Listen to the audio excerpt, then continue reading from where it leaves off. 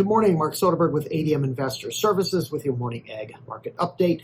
A quiet mixed trade across the ag space overnight as news of additional U.S. soybean sales to China so far has failed to stimulate much of a market reaction. Wire services report that between 10 and 15 cargoes of U.S. beans for January shipment were purchased a day after President Trump and Chinese leader Yi spoke over the phone. These beans are expected to be shipped from both the U.S. Gulf Coast and the Pacific Northwest. China reportedly paid $2.20 over January futures for beans shipped from the PNW and $2.30 over Jan futures for shipments from the U.S. Gulf. And that's well above the $1.80 over spot futures that could have been purchased from Brazil.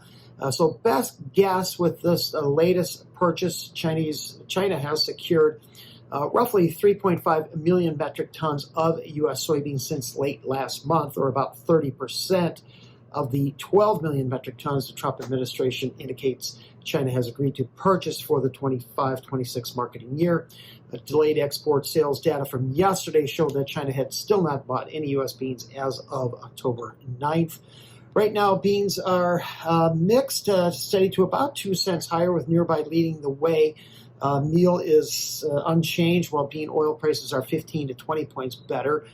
A little fresh news in the feed grains. However, we are making new highs for the week as I speak, up 2 to 2.5, 3 cents in the nearby corn, a penny better in the new crop, while wheat futures range from about 1 to 3 better.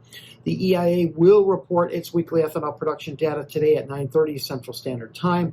Production from last week is expected to hold close to the 321 million gallons from the previous week, which is just above the pace needed to reach the USDA corn usage forecast of 5.6 billion bushels.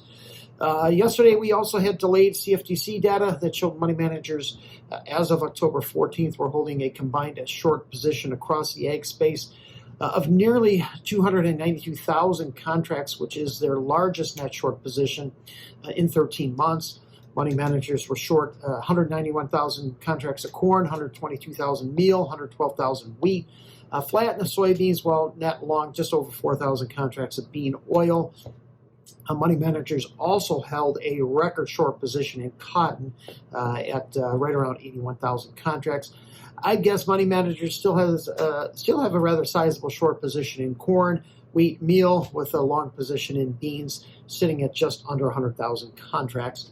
Friday's first notice day against the December futures delivery registrations with the exchange sit at 34 contracts for soft red winter wheat, 176 for Kansas City.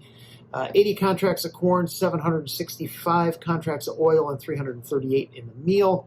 Weather-wise, mostly favorable in South America. In Brazil, heavier rains are shifting into the north where they are more needed.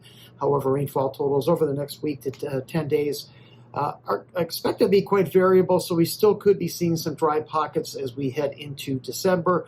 Drier conditions in Argentina this week have been welcomed after recent heavy rains and flooding.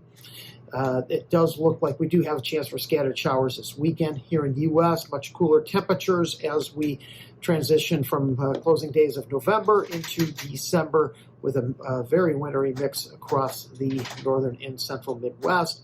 Inside trade for D's corn overnight. Actually, we just punched into new highs. We do sit between the 50 and 100-day moving averages. Inside trade for Jan beans has favorable developments for Chinese demand appear to be offset by improved weather conditions in South America. And in wheat, we've seen some buying here from South Korean milling groups as they secured small amounts of both U.S. and Canadian wheat. Thanks for listening, everyone. I hope you have a wonderful Thanksgiving and safe travels to all hitting the roads.